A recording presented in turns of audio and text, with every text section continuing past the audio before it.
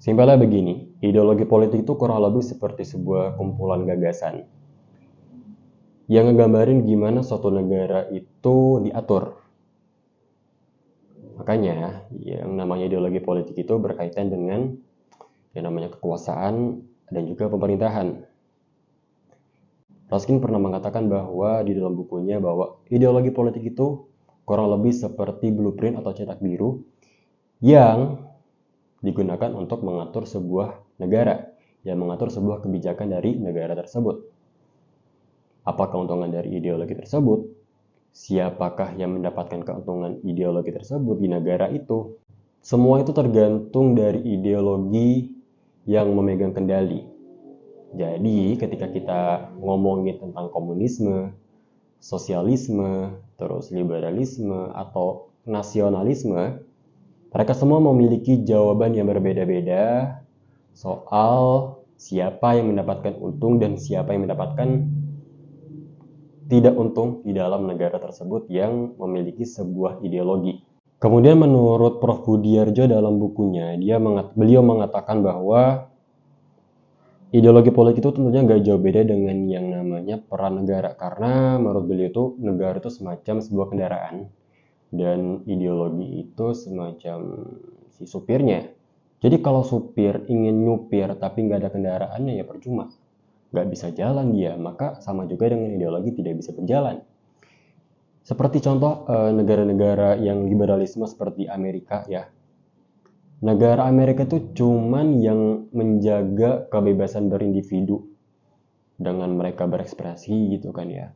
Dan juga menjaga pasar bebas supaya ekonomi mereka stabil, karena liberalisme yang mereka anut itu juga berdampak kepada sistem ekonomi yang mereka anut.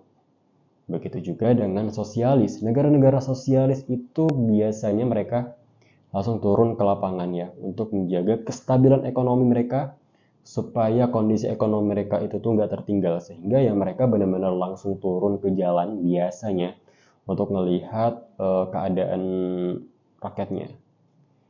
Nah, perbedaan-perbedaan ini tentunya nggak harus membuat kita kayak liberalisme lebih baik daripada sosialisme, A lebih baik daripada B, enggak. Semua itu punya positif dan juga negatif. Semua itu punya ada pro dan juga ada kontranya. Makanya, sebuah negara yang memiliki sebuah ideologi dan negara lain yang memiliki sebuah ideologi yang berbeda, kita jangan menyalahi mereka hanya karena mereka berbeda ideologi. Nah, terus gimana dengan pendapat Simon dalam bukunya yang membahas tentang ideologi tersebut dalam menginterpretasiin dunia gitu? Karena di dalam buku tersebut Simon ini kayak nyebutin juga seperti nasionalisme, liberalisme, sosialisme, bahkan sampai feminisme pun tetap dibahas sama beliau, sama dia gitu. Contohnya aja kayak liberalisme gitu. Liberalisme ngebiarin aja mereka berbisnis dalam pasar mereka sendiri tanpa urusan negara. Jadi negara itu benar-benar gak mau ikutan campur dalam hal itu. Berbeda juga dengan sosialisme. Mereka pasti mengatakan gak bisa tuh kayak gitu. Pasti negara harus ikut campur dalam mendistribusikan bisnis mereka gitu. Harus ikut campur dalam persoalan pasar mereka. Lalu feminisme gimana? Ya feminisme tentunya gak jauh beda dengan gender. Feminisme lebih fokus kepada kesetaraan gender yang dimana ya perempuan harus ikut andil dalam mengatur perekonomian dalam suatu negara tersebut. Simon ini juga nunjukin tentang perbedaan-perbedaan ideologi yang ada di dunia ini. Maka gak heran kalau kita melihat sebuah konferensi atau rapat di PBB misalkan, yang mereka tuh pasti ada aja yang yang bertolak belakang dalam berpendapat. Karena mereka punya ideologi masing-masing, punya pandangan masing-masing yang tentunya setiap pandangan, setiap ideologi itu harus menguntungkan negara mereka. Karena itulah sebuah ideologi yang dibangun dalam sebuah negara itu tuh menyesuaikan dari keadaan realita yang ada di negara tersebut. Contohnya aja komunisme yang di Cina itu beda dengan komunisme yang di Soviet. Komunisme di Uni Soviet juga beda dengan komunisme yang di Korea Utara. Jadi memang benar-benar yang namanya ideologi politik itu nggak bisa serta-merta pure gitu. Nggak. Pasti ada perkembangannya dan sesuai dengan negara yang dianut oleh tersebut. Nah, dari tadi kita udah ngebahas kayak soal politik, ideologi politik segala macam, liberalisme lah, feminisme lah, komunisme segala macam. Kayaknya penting banget gitu kan. Karena kan orang-orang sekarang tuh punya pendapat bahwa ideologi itu apalagi politik nggak penting banget buat dibahas. Kayak apa yang sih sibuk-sibuk, udahlah langsung aja hidup gue aman, hidup gue tentrem, ngapain bahas politik.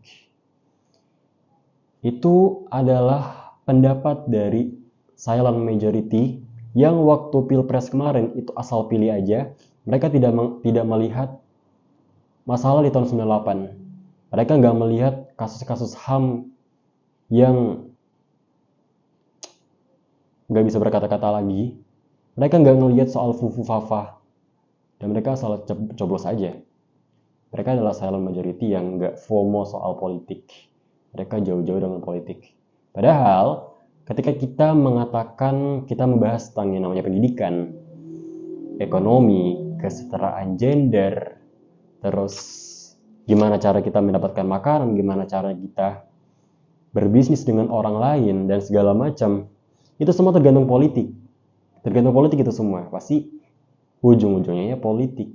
Kalau kita nggak peduli dengan itu, ya maka bisa dikatakan bahwa orang-orang yang berpikiran seperti itu adalah orang-orang yang dangkal, yang minim otaknya. Jadi dari sini semua bahwa kita mengambil kesimpulan bahwa ideologi itu cukup ribet ya buat dipelajarin, cuman seru. Tapi kita wajib mempelajari, apalagi politik. Kita harus melek-melek namanya politik.